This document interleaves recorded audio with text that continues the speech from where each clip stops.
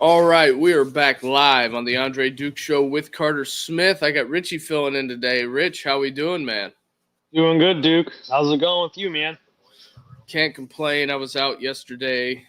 Just hopefully everybody's out there that's not sick, that is, dealing with it and making it through. Winter is almost over. It is almost springtime.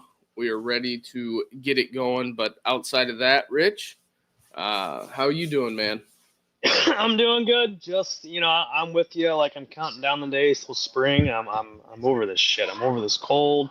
I'm over the snow bundling up. I'm ready for 90-degree weather and humidity.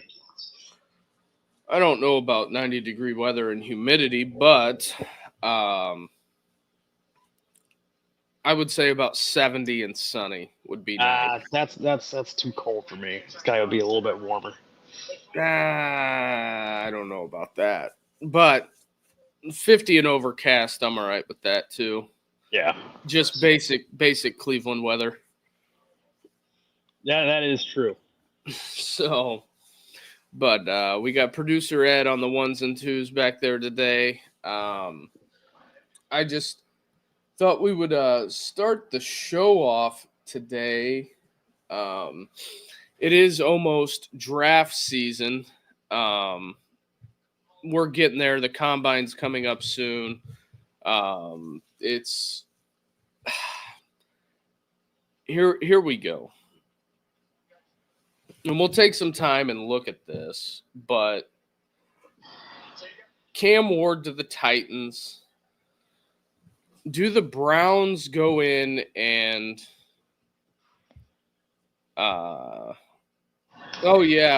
Team USA plays tonight, right, too? Yeah, the pregame's going on right now. Yeah, so I think we're going to have a lot of eyeballs watching Team USA get that whole. Hopefully, they can get the win against Canada. That'll be a big one for Team USA. But that'll be huge. But we'll dive into this. Dive into this mock draft. Is there anything that jumps out of the page at you that you're thinking that you don't disagree with? That I don't disagree with? Yeah, like you agree with everything rolling down as far as drafting, team need, and all of that. I don't understand number 2. Browns getting Abdul Carter. Well, I think the Browns and the Giants are in the same predicament because they have an elephant in the room that they need to address. And I guess they're not going to address that. It depends on if Myles Garrett stays. It sounds like he might get shipped. I don't know. I think that's going to be a fascinating watch throughout the season. If I'm the Browns, I'd go offensive line second. Yeah, I could see that. You got the Browns there taking Abdul Carter, the Giants taking Travis Hunter. I'm not sure how that is gonna play out. Obviously, the Giants need a quarterback. I've been hearing grumblings, possibly Justin Fields. If Pittsburgh decides to part ways, I wouldn't be shocked if Pittsburgh takes a quarterback in the maybe second round if there's one available. I've been saying it. I've been telling people I think Jackson Dart is Pittsburgh's guy. Tomlin was on the field for his senior day, watching him close. So we'll see what the Steelers decide to do. I think McMillan at 5.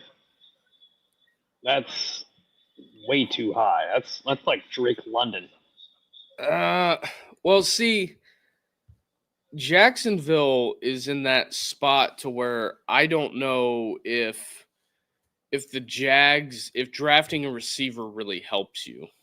If I'm them, I'd trade out of that. I'd be on the horn trading out of that. I mean, they're just like the Browns. They need a lot more stuff on offense. Yeah, I think Jacksonville needs offensive line help. I don't know. I don't know if the Jaguars will be able to turn it around. Mr. Duval himself, Leon Cohen. I don't know. I think that this draft will have a lot to do with his tenure in Jacksonville. I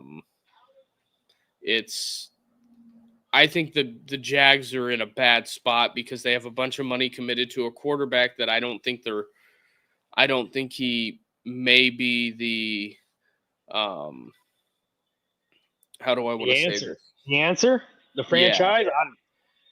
I don't think either with Trevor Lawrence. He was great at Clemson. Don't get me wrong, he was phenomenal. But what's the word? Going from college to pro. Go ahead. The transition he hasn't. Yeah, transition. Yeah, I'm like I can't even spit it out. Yeah, the transition from college to pro. He hasn't lived up to the expectations, and I don't know. Like any more getting quarterbacks in the first round is always a huge gamble. And then you go to the back half of this list. Shedeur Sanders to the Raiders. I could see Shedeur going to the Raiders. I really could. I think pairing him with Pete Carroll would be good. Plus Chip Kelly.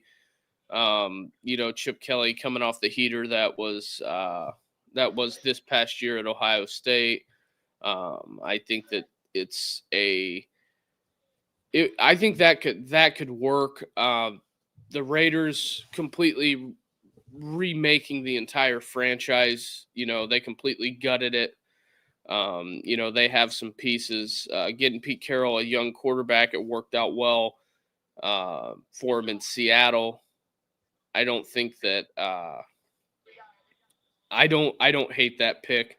The Jets, I don't care what. The Jets are going to Jets. The Jets are going to Jets. I don't want to hear anything about the Jets. And somehow they're like the top story on ESPN all the time because it's what are the Jets, Giants, Cowboys. And like I don't mind the Eagles being on there because the Eagles are actually relevant. Yes, I mean they did just win the Super Bowl, so I can see that. Yeah, I don't mind to talk about that. The Cowboys, Jets, and Giants. They're all who gives bad. a shit? They haven't done any. They've been terrible. They've been piss poor the last several years. The Cowboys have overpaid Dak. The Giants overpaid Danny Dimes, which was the dumbest thing, and letting Saquon walk. And the Jets, the Jets have just been an embarrassment since the Jets they had Sanchez. Yeah, the Jets are not in a good spot, and then you have the Panthers. Who knows what they're? Is Bryce Young going to be the guy there? Are they going to try to trade him? What are they going to do? Carolina has been in the toilet, but the David Tepper, the owner, has. He screwed that up. He could add CJ, and they wanted. He wanted Bryce. So he takes Bryce Young. This is the consequence. It's what NFL teams aren't built overnight.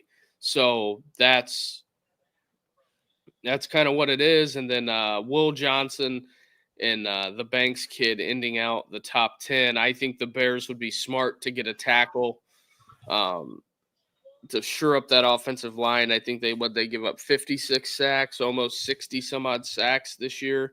Yeah, still didn't beat David Carr's record, but I think Carr's record was 76. I thought it was 82 or something. It's probably around that number because he got sacked a lot his rookie year. I remember. Will Johnson. That's a smart pick for the Saints, even though I hate the Saints with every bone in my body because they're a bunch of pricks. they're going to need somebody to replace Marshawn Lattimore after they shipped him out to Washington. Yeah, I think the Saints are. I don't know who's in a worse spot, the Saints or the Bears, because they're picking at the bottom half of the top 10. But if you look at all the franchises going forward, I think out of the best two that have the chance to pull themselves out of this top 10 is New England with Vrabel and the Raiders with Pete Carroll. I agree with that. I agree with you wholeheartedly. Because I'll make a bold prediction on this. I bet out of the 10 teams that are picking in the top 10 this year, I bet 50% of them are picking in the top 10 next year. Oh, most definitely. I think Vrabel will turn the Pats around. They'll get them to like 8-9, maybe 9-8. I don't know. I don't know how high their ceiling's going to be. I mean, they have the most cap room, so they can do a lot of stuff in the offseason as far as acquiring talent. They don't have cap issues like the Saints. They don't have cap issues like the Browns. So I think that it's one of those things that the Patriots saved a lot of money. They didn't pay anybody. So I think that, they've set themselves up to completely overhaul and turn this thing around. Obviously, the Gerard Mayo thing did not work out as planned. I think if you go through and look, we'll just go through the list. I think Callahan, if he gets a quarterback, he'll be okay. But I still think it was criminal what the Titans did. They gave Vrabel Will Levis and expected him to win games. Right.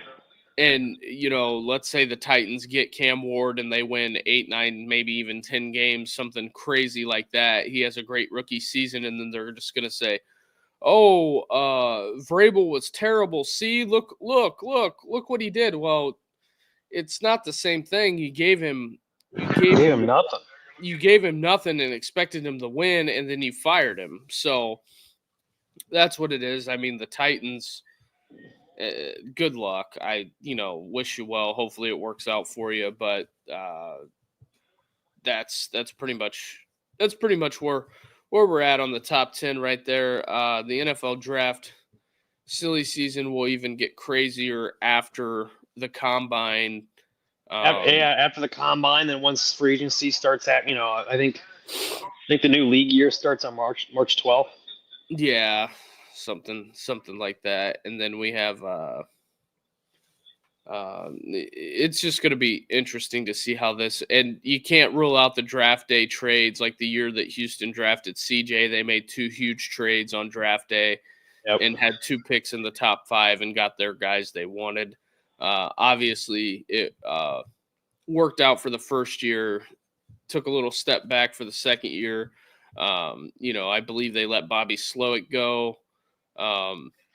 But if you fast forward 1 year to the day, Bobby Slowick was the hottest thing in NFL coaching, and he decides to come back, and he completely cratered and is now out of a job.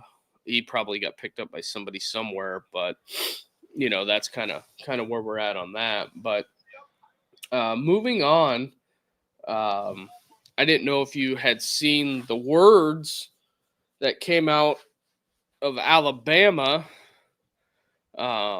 Their wide receiver coach had a lot to say. They had 4 or 5 guys transfer out. That's pretty much the quote there, and I'm okay with that. The demanding of excellence. Oh yeah, I mean it's Bama. The standard has to be high in Bama. I think Alabama's going through a complete overhaul right now of the program. Not in a bad way. They did lose almost 40 guys at the end of the year last year in the portal window whenever Saban retired. I kind of sound like a broken record on that thing. It's just one of those deals that you can't expect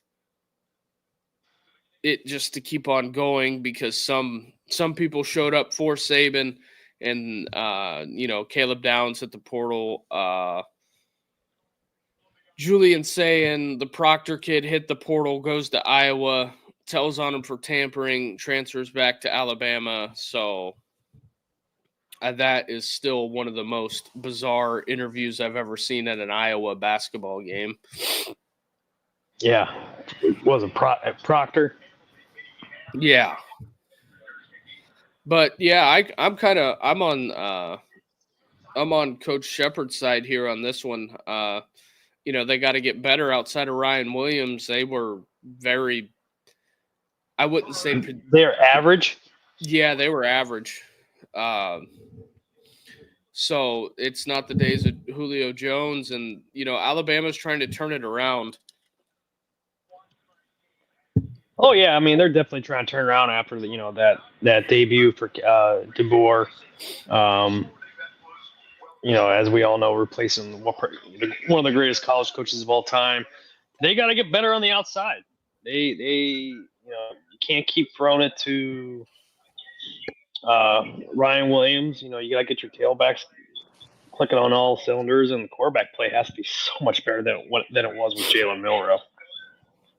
Yeah, I think the Milroe stuff, I think they'll get that problem solved this offseason. The biggest thing that's going to be talked about is how much who's going to be the starting quarterback? Is it going to be Russell or Ty Simpson? That's going to be the big topic of du jour for Alabama going forward, who the starting quarterback is. I just feel like that's going to be something that that's going to dominate a lot of the conversation going forward with that program. And I think them bringing in Ryan Grubb, is he going to help? Yeah. But I don't think the offense, from what I was told, the offense isn't going to change at all. It's still going to be the same offense. I think it's just, it matters who's running it. If you give Auburn and Alabama two different quarterbacks outside of the way it ended last year, I think that, I don't think Kalen DeBoer got to handpick his guy, and I think that's why Milroe went in the draft, because it was, I don't want to transfer, but I guess I'll go try to play in the NFL. Should he have stayed in college? I think so, but he made that decision along with Quinn Ewers. A lot of those guys made those decisions. So it is what it is. I don't think that you got the Alabama card to play, and I don't think it would have been good if Milroe would have transferred. No, I don't think for Milroe. I think he's got to make the switch to tailback. He's not he's not an NFL quarterback. Well, somebody out there is going to try to make it work. Sid here saw where Zach Martin is retiring, first ballot Hall of Famer. Yep. Yeah, the Hall of Fame. It's a weird situation up there, in my opinion. Yeah, with the voting and everything, some of these voters. I was at my barber yesterday, and we were talking about Hall of Fame class and everything, and just how many people are in it. And then, I made a point like, I think the Hall of Fame committee needs to have some Hall of Famers on the voting committee who gets these guys in, not these writers who are just the nerds that were counting stats and this and that. There's a certain level when it gets to being in the Hall of Fame. I mean, you're elite of the elite of the elite. I mean, that's why that's why that fraternity is so exclusive. Now they're just putting, sometimes they're putting any Tom, Dick, and Harry in there, like Tony Vaselli. He didn't play that long for an offensive lineman. Yeah, he was good, but he wasn't elite. Right. So I'm with you too, Duke. The Hall of Fame, they're kind of watering it down. Sid here. Ricky Waters earned it, but will never make it. Yeah. He couldn't make it as a senior, just like Sterling did. Yeah, the Hall of Fame is a interesting endeavor. It is what it is. I'm not gonna denigrate it, but I'm just saying that the rules aren't the same for everybody.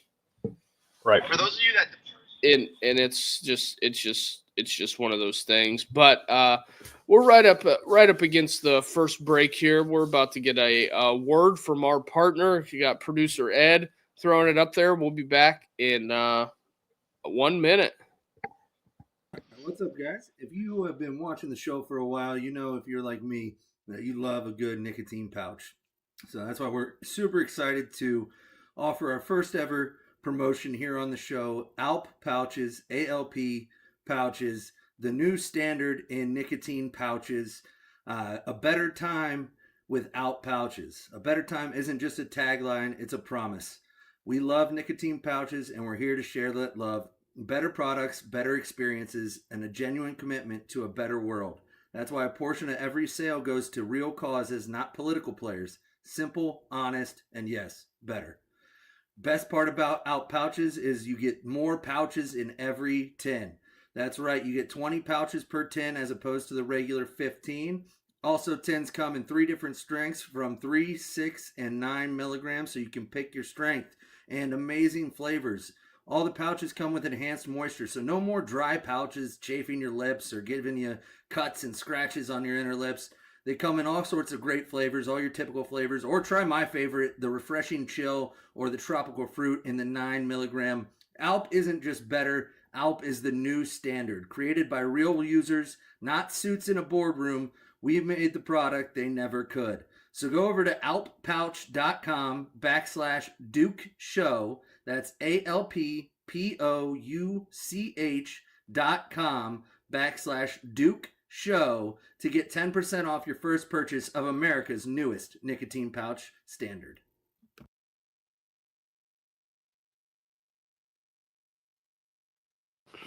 All right, and we are back, and Richie is not in mute land. We got some other people that have joined. Travis and ZD are in the house tonight. Real quick, while we're here, I know, Rich, that you kind of live close to Pittsburgh, but the Penguins did a really good thing. Their play-by-play guy, Mike Lang, passed away, and with it, being a big hockey game tonight, the Penguins had a really nice post about Mike Lang. This is what their post was. It was on Instagram. A one hell of a dude. I think he'd worked for the Penguins forever.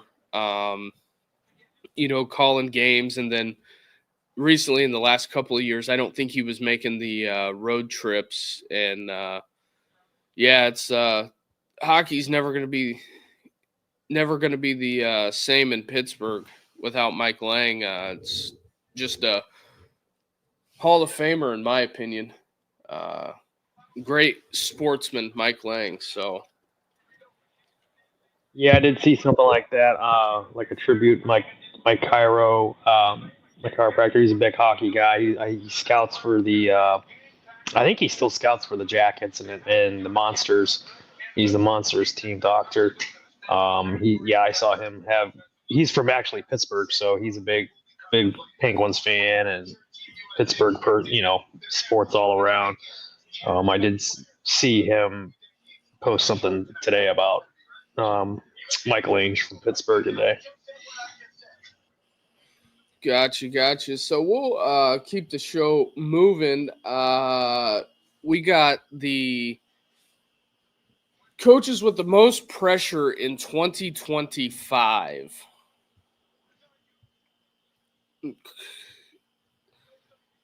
Now, out of the coaches on this list, and which is wild because Luke Fickell just got an extension from Wisconsin. He just got an extension. Exactly. So, I don't know. I don't know what's going on in Wisconsin. I don't know what the expectation is, but they fired Paul Chris like he was yesterday's trash. And maybe they're building something that we're not seeing at Wisconsin, but I can't fathom that. And Mike Norvell at Florida State, I think is safe just purely off a buyout. I don't think Florida State wants to go out and raise the funds to try to even fathom getting rid of him. Now, the two that I think are on the biggest hot seat, well, the three, Brian Kelly, I think LSU will raise the money if they crater this year. If they go 8-4 and miss the playoffs, I think Brian Kelly is out. I agree with that wholeheartedly. Biggest mistake that they hiring him if they don't make it.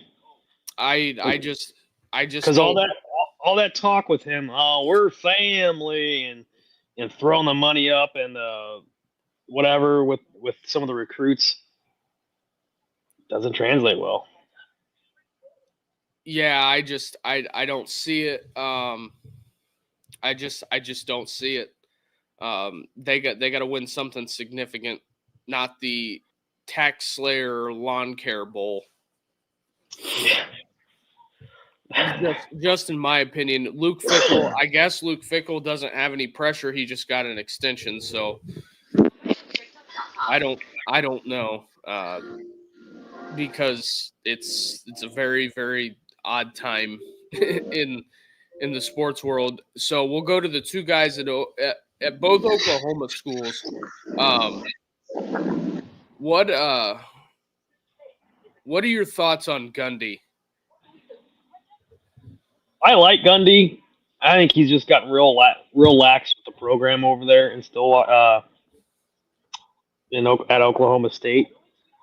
You know, punishing Ollie Gordon because he got a DUI, make him carry the ball 50, 60 times in that first game.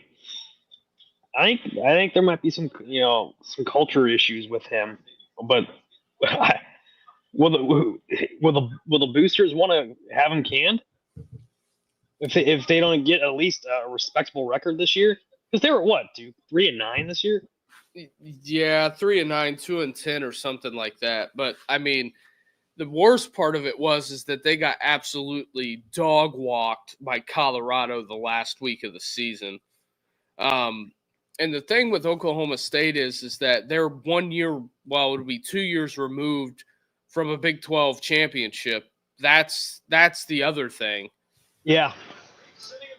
But if anything tells you, when the media poll comes out, the bottom four teams in the media poll were on top of the Big 12, like the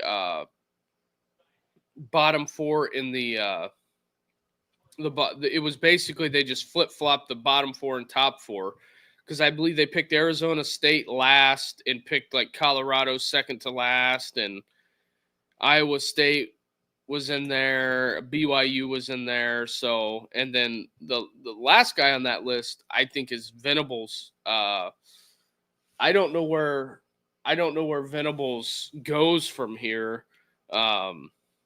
He's got to win something of significance. He does. I mean, I think if they don't do anything this year, you got to kind of wonder if Dabo will let him, bring him back to Clemson. Well, he just hired Tom Allen. Yeah, they can. Tom Allen could go somewhere else. He'll go somewhere else after next year if something opens up.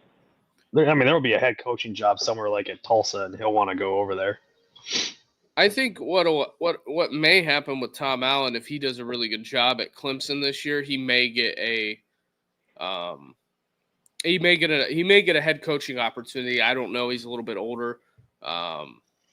Sid here with the Oklahoma needs to go 8-4 or better. I think it's I think they got to go 9-3 or 10-2. Yeah. Because Oklahoma played good defense last year. They just, they got blown out by South Carolina. I remember watching that game. But they limited Alabama to 3 points. Exactly. I mean, and Jackson Arnold didn't play well against he didn't play well last year. And I think that that's one of the big things that I don't know if they can put it all together. They went out and hired Washington State's OC, brought their quarterback over. So I think that this is playoffs or bust for Oklahoma. And especially on the basketball side, too, because there's a lot of groans going on over there, too. So they're going to have to make a decision. Do you fire the football coach or the basketball coach? Right. I don't know what Oklahoma's financial situation is. I would assume that they got, an endless supply of funds. And then I think also I wouldn't be shocked if you pick up the phone and call Jeff Lebby over there at Mississippi State. And if you're Oklahoma, and do you pick up the phone and call Josh Heupel? Yeah, I mean, because he is alum. But if I'm Josh Heupel, I don't make that call. I wouldn't. I wouldn't leave Tennessee to go to Oklahoma. Why not? Everybody that I've ever talked to about this situation is never go back to your alma mater. Because where's it worked out besides Spurrier? I'm trying to think.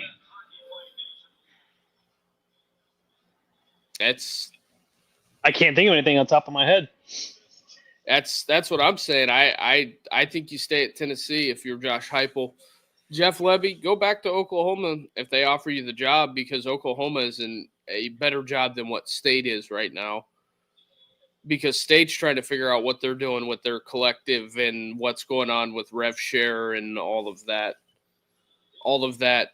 nonsense. So I think that's something that could be up in the air. So we'll see where Oklahoma pans out, but I think 8-4 gets him fired. That might save him, but with rev share and everything coming in, depending on what his buyout is, I don't know what his buyout. Yeah, I don't know what his buyout is either. So, and a lot of these coaches like Brian Kelly and Lincoln Riley have all leveraged themselves to where you really don't want to, and Mike Norvell, to where the agents have made contracts to where it's pretty much impossible unless you go out there and raise a boatload of money in order to get rid of them. So that's pretty much it on that topic. We got Carson Beck and the Cavinder twin that he is dating are in the news. They had some Grand Theft Auto happening. I guess Beck got 2 cars stolen and she got her car stolen. They dumped her car somewhere. I believe they recovered her car. They are still looking for the $300,000 Lambo. I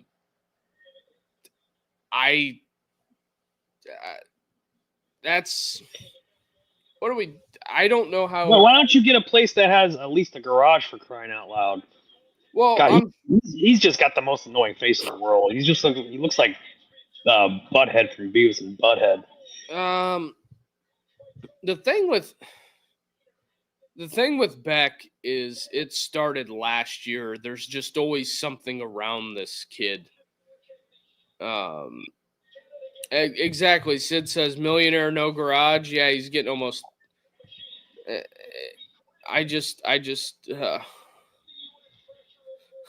She's a South Bend 7 or a Miami 4. Oh boy. What is Carter doing out there? But I'm just saying I don't know how something like this is always happening to Carson Beck. it's not something that is conducive for football behavior.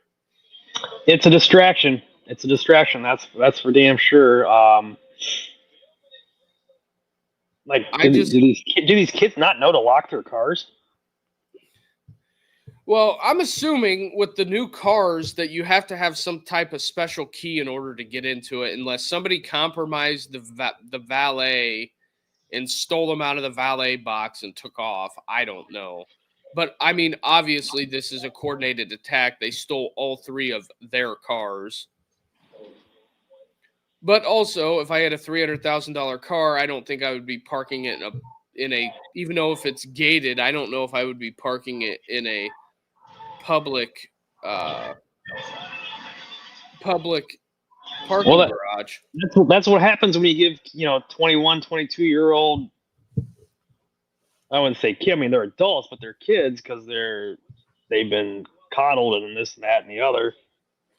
They don't think. So that's what it is. Uh-oh. You got me, Rick? Yep, you're back. But yeah, so that's where we're at on this. I look at this and I just shake my head and I think, Carson, what are you doing? Like, what are we doing here? He's just acting. I don't know if it's carelessness or what, dude. You're the one that got your car stolen, so I mean, I don't think that people should be out there stealing other people's shit, but no, I don't. Yeah, I'm just saying. And then in other news, before we try to hit these last 2 topics real quick, West Virginia, Rich Rod shows up and they're passing new legislation. Huh. So this is very interesting for the audio people. I'll read it. A new bill introduced in West Virginia would prohibit the NCAA from investigating athletes for NIL activities. Rev share is set to begin in July in a clearinghouse that would require all third-party NIL deals of $600 or more to be approved. Yeah, the NCAA thinks that this is going to work. It's not. Good luck. It'll get taken to court and it'll get thrown out. It won't get thrown out. They'll tell them, yeah, you can't be doing that. They Rich Rod shows up in West Virginia, is making they're introducing legislation that just lets you know who. And good on Rich Rod. I really hope, if people are going to wonder, I am rooting for the Mountaineers this year. Pat White's QB coach. Is it QB coach or? Yeah, I believe he's somewhere on staff there too. Yeah, and they just need to get Steve Slayton back for tailbacks. And then the last topic before we hit the Notre Dame segment is Sark is canceling the spring game. It's a trend that's going to be starting to come. And we're going to get OT. You mean we're going to get OTAs like an NFL model? Oh, I think maybe. Color me shocked. Tickle me effing pink. I mean, the spring game, I get it. It's for fans. It's the last practice. And then people get excited. Like Ohio State's calling theirs the spring celebration. Last year, Ole Miss had a hot dog eating contest. It's okay. I don't care. Okay. We're talking about practice. Realistically, and I get what Matt Rule was saying, I don't want to put a showcase on for other universities to tamper even more with my roster.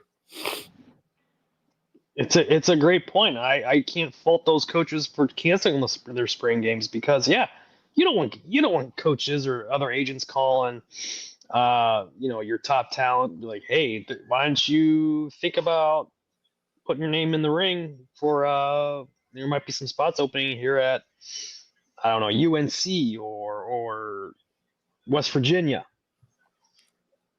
And Sid says USC and Texas also canceled. Yeah, Nebraska. there's a lot of people canceling these spring games because it's a open showcase. You might as well wear a neon sign that says, "Hey, come tamper at my program." That's pretty much what you're inducing. You're inviting. It's like leaving the hen house door open. You're inviting the wolves in. So at that point, we'll go ahead and reset the show here. If you're watching on Twitter, come on over to YouTube, hit that like and subscribe button. We're going to keep the off-season content rolling Monday through Friday, 7:30. As it gets closer and the more the show grows, we're going to have some different things we're going to be doing on the show coming this fall, hopefully. So we're going to get that together. If you like college football, hit that like button.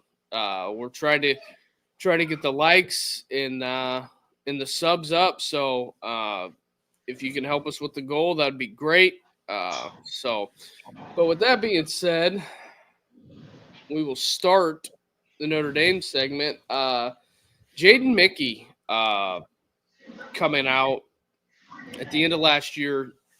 He hit the transfer portal right before the Louisville game. Played a couple games, hits the portal, was alleged to go to Cal. I believe he signed with Cal, and there was a lot of, about him going home and, doing that whole thing. Well, turns around and asks for his release from Cal and is now signing with Boise State. I guess good luck to you. And you know who happens to be on Notre Dame's schedule this year? Boise State. So we're going to find out how good the Broncos are. And a lot of people wanted to make a to-do about it, about him not being on the sideline or being with the team. They seen him in the student section after they got the big win over Louisville. And Marcus had said that that's pretty much what it is. So that's, you decided to use the transfer portal. You're off the team, essentially. I can't say that I disagree with what Marcus did there. The circumstances are the circumstances. So he pretty much told him that's what it is. So at that point, there's nothing you can really do about it. And you signed with Boise State, so you made your your bed and laying it now, or whatever, wherever that saying is. So that's what that is. That's my thoughts on it. And a lot of people, I got a little heat from it. They said, well, he should have done. No, he hit the portal. Just like all the guys that hit the portal before Ohio State went on the run. Do you think they deserve national championship rings? I wouldn't give them to them. You quit on the team. Yeah, I was just about to say, you quit on the team? Nope, you don't get a ring. Now for guys that stuck around, yeah. But hey, you quit on the team. You bailed on us. Nah, you're not getting that ring. Yep. So that's what it is. And Sid says, no hate for Mickey. I'm not hating. I'm just making that clear. I'm just saying you decided to leave the team for whatever reason. You left the team. Right. So that's what it is. I mean, Devin Brown, I think he was on the roster. I mean, I think he's still getting a ring, but I don't think Jaden Ballard is. Yeah, I don't think so, but I did hear one of the media personalities, another show that I watched, that said, whenever it broke that Ballard was going to Wisconsin, he said, oh, great, he can go up there and twerk and not get on the field. That's true. So that's a rough little sentiment there, but the next question is that we had some people.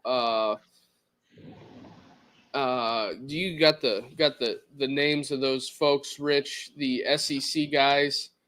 But while you're pulling up the two reporters' names, should Notre Dame join a conference? I go back and forth on this one. I think they should join the Big Ten at least.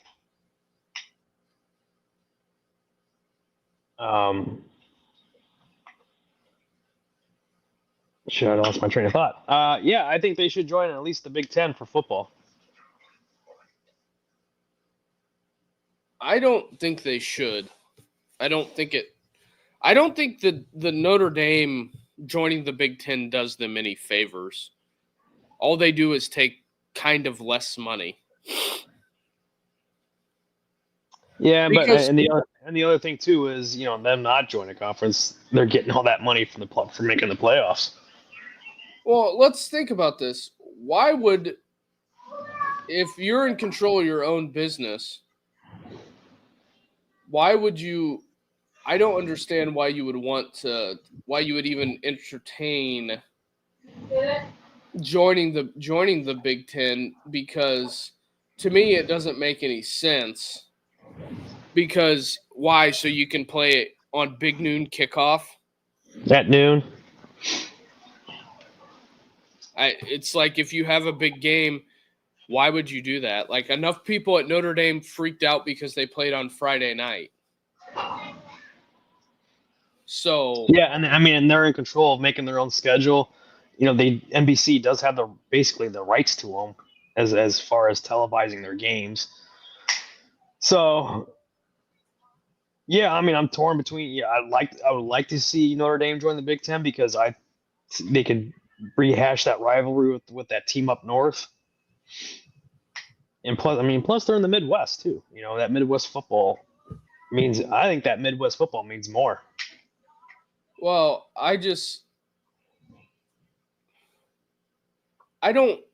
here's one of my takes on this. If Ohio State and Notre Dame, or if Ohio State and Michigan left the Big Ten is worthless. Oh, they're complete. They're like the Big 12. They're worthless. You take those two schools out of it. If I'm Notre Dame, I would call up Michigan and call up Ohio State and say, hey, when the media rights deal runs out, opt out of it, because you guys could get a bigger deal. You don't have to get stuck carrying the water for Northwestern, for Rutgers, Maryland, Purdue, Minnesota. Nobody could tell me who the starting quarterback without looking it up for Rutgers was. No one cares. I get it. Schiano's the head coach there, but at a certain point, there's no point for Ohio State to carry the water for all these programs. Right. No, I agree. It's just like getting that A, doing all that work on that school project, and you get an 8, and everybody else gets the same grade as you. Yeah, I don't think it's.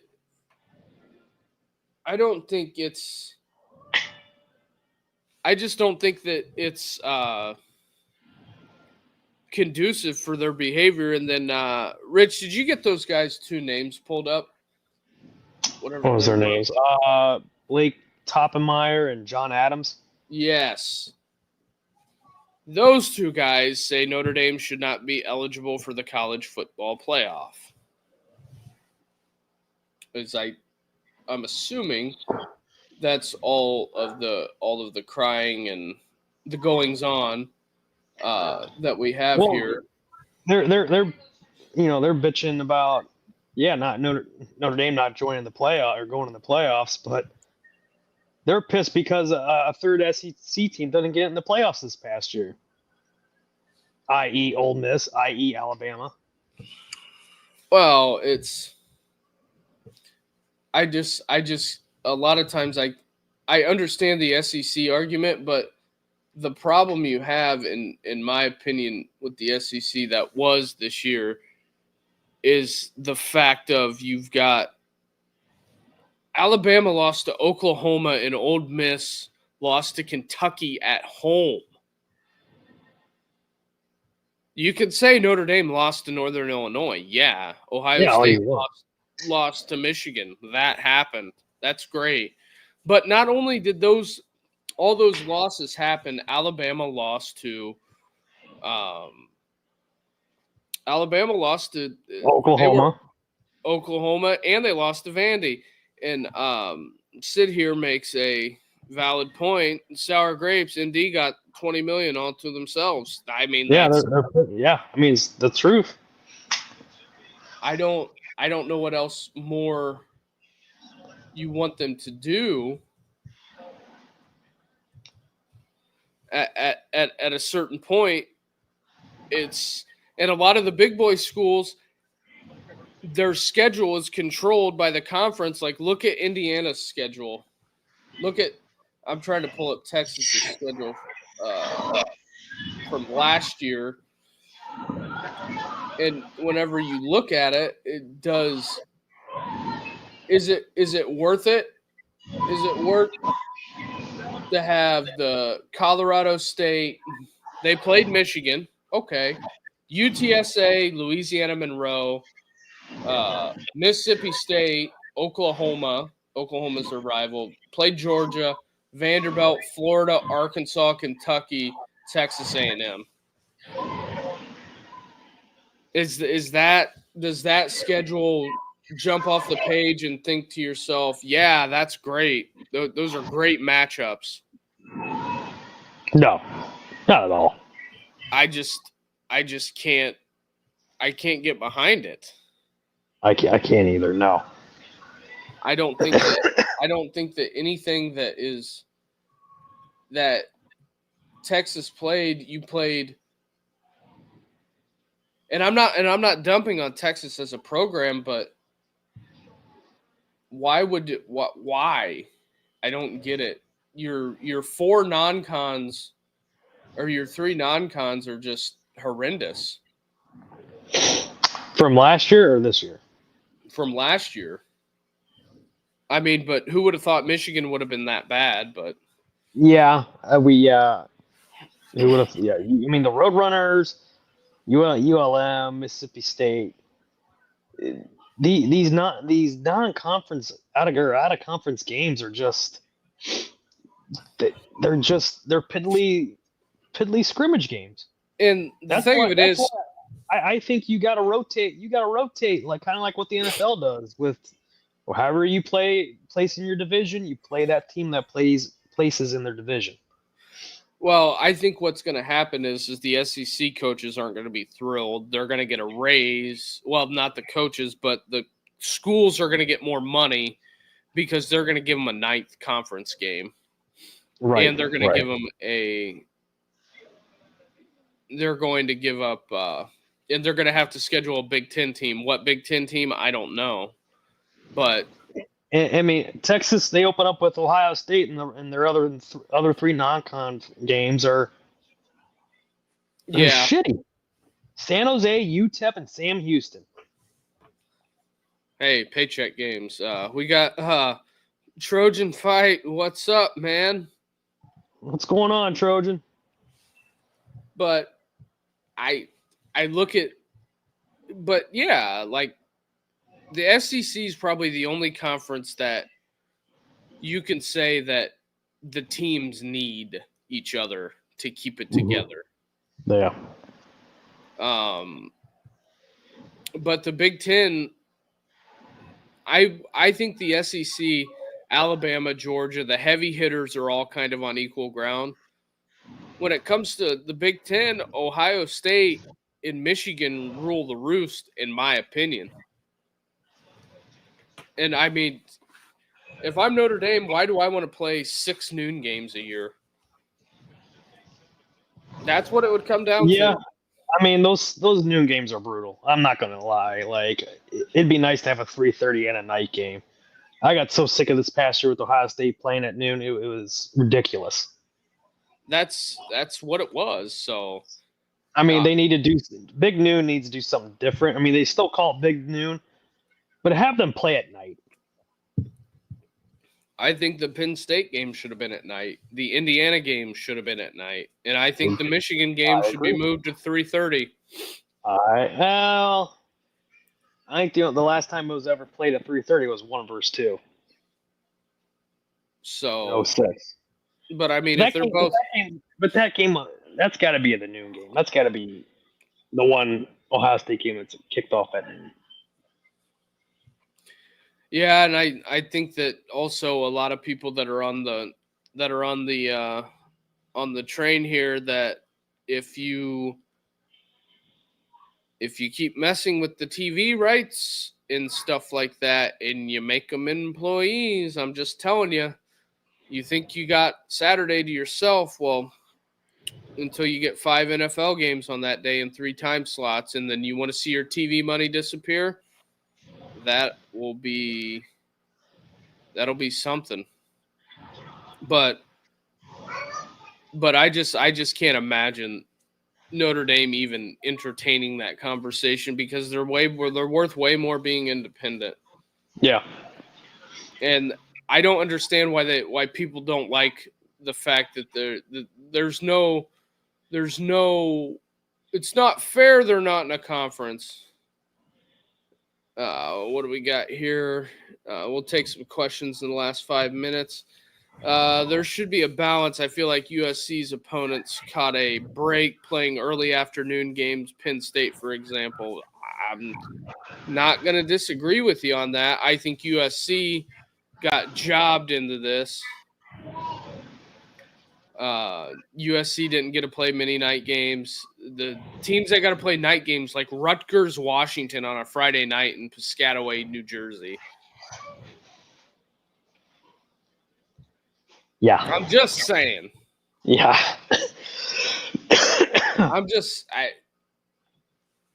Like the Big Ten, like they had Michigan State, Ohio State on NBC at night.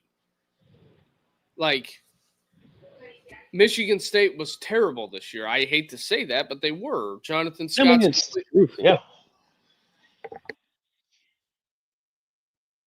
he's completely rebuilding the program, and I just can't fathom why you would want to put, like, Purdue, Oregon was a night game. Why? Michigan State, Oregon, night game. Why? 2 complete blowouts, night games. Why? Yeah, exactly. Point taken. It's like, why are you putting those garbage games on a Friday night? And it kind of hurts your viewership a little bit, because CBS only wants a big 3:30 time slot game, East Coast time, obviously. Mm-hmm. They only really want that 3:30 game. That's all they really want. But you know, the SEC went with the ESPN model. I think it's working out for them great, because they dominate the nighttime TV ratings. So, but as far as Notre Dame joining a conference, like, I'm not here for it. Like, what? So you justify it as by saying, well, they could play Penn State, Ohio State, Michigan, and USC all in the same year. They would never do that. No, they wouldn't. No, they wouldn't do that. So you mean to tell me Notre Dame would be more justified if they played Purdue, which half the time they normally play anyway, Minnesota? I don't know how many times Notre Dame's played Minnesota in the history. Northwestern, they've played them. But you mean to tell me the bottom barrel of the Big Ten, that would be half the conference games, is more justifiable than Notre Dame not being in a conference? To me, it's apples to apples. It just, how much better is Minnesota than NC State? Yeah, exactly. No, not even close. I mean, they're on the same level playing field, Duke. Because nobody is going to watch an NC State football game if they play Tennessee Chattanooga. You throw the Golden Dome on there, it's going to be on ESPN primetime. Oh yeah, it's going to be viewed somewhere by a lot of people. So Notre Dame plays Virginia Tech. Is Virginia Tech a powerhouse? No, but I mean, they did beat Miami this year. And they've had some upsets in the past couple of years. And Notre Dame plays Miami week 1, and then I think they turn around and open with Texas A&M. So you have 2 Power 4 schools back to back. It's like, sorry, we can't play Akron, Western Michigan, Marshall. Don't get me going on those games Because Ohio State needs to beef up their schedule. Oh shit, Canada scored. Yeah, so I guess we got the 4 nations going on. We're right at an hour. Rich, I don't have anything else. You got anything else, man? Nah, I got nothing else. Go Team USA. Try to get that win tonight. Exactly. Go Team USA. Everybody out there watching, hit that like and subscribe button. Be a friend. Tell a friend. Share it with your friends. We always have a ton of people in the chat. Always good conversations. Hit that like and subscribe button. Get some out pouches. And hit the like button for if you like Team USA. Let's go. But with that being said, everybody have a good night. Have a great night, everybody.